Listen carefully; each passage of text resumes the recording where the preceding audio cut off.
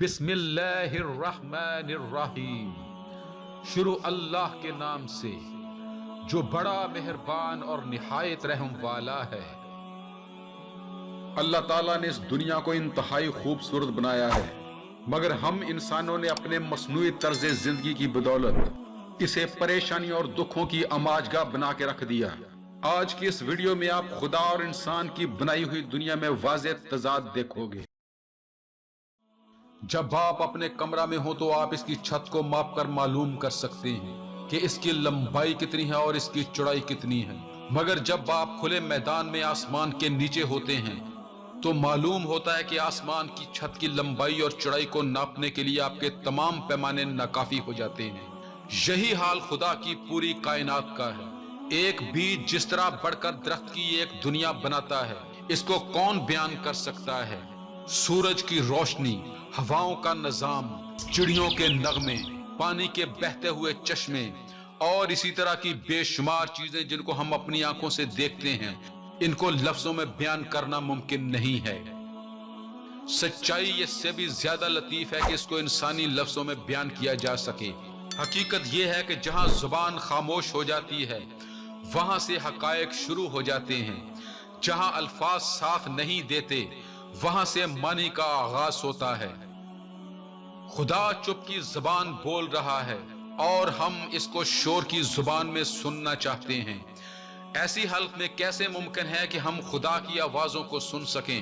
اس دنیا کی سب سے قیمتی باتیں وہ ہیں جو چپ کے بول میں نشر ہو رہی ہیں، مگر جو لوگ شور و غل کی بولیاں سننا جانتے ہوں وہ ان قیمتی باتوں سے اسی طرح ناشنا رہتے ہیں جس طرح ایک بہرا شخص کسی عمدہ موسیقی سے۔ خدا کی دنیا بے حد حسین ہے، اس کے حسن کو لفظوں میں بیان نہیں کیا جا سکتا۔ آدمی جب اس دنیا کو دیکھتا ہے تو بے اختیار اس کا جی چاہتا ہے کہ وہ خدا کی اس ابدی دنیا کا باشندہ بن جائے، وہ ہواؤں میں شامل ہو جائے، وہ درختوں کی سرسبزیوں میں جا بسے، وہ آسمان کی بلندیوں میں کھو جائے، مگر انسان کی محدودیتیں اس کی اس خواہش کی راہ میں حائل ہو جاتی ہیں۔ وہ اپنی محبوب دنیا کو دیکھتا ہے مگر اس میں شامل نہیں ہو پاتا۔ شاید جنت اسی کا نام ہے کہ آدمی کو اس کی محدودیتوں سے آزاد کر دیا جائے تاکہ وہ خدا کی حسین دنیا میں ابدی طور پر داخل ہو جائے۔ انسان نے جو تمدنی دنیا بنائی ہے وہ خدا کی دنیا سے کس قدر مختلف ہے۔ انسان کی بنائی ہوئی سواریاں شور اور دھواں پیدا کرتی ہیں، مگر خدا کی دنیا میں روشنی 1,86,000 میل فی سیکنڈ کی رفتار سے چلتی ہے، اور نہ کہیں شور ہوتا ہے اور نہ کہیں دھواں۔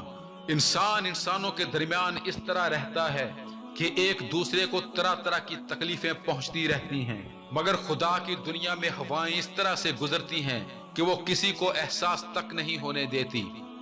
انسان اپنی غلاظت کو کاربن، پسینہ اور بیکار ذرات کی صورت میں خارج کرتا ہے، مگر خدا نے اپنی دنیا میں جو درخت اگائے ہیں وہ اس کے برعکس اپنی کثافت کو آکسیجن کی صورت میں خارج کرتے ہیں، اور پھول اپنی کثافت کو خوشبو کی صورت میں۔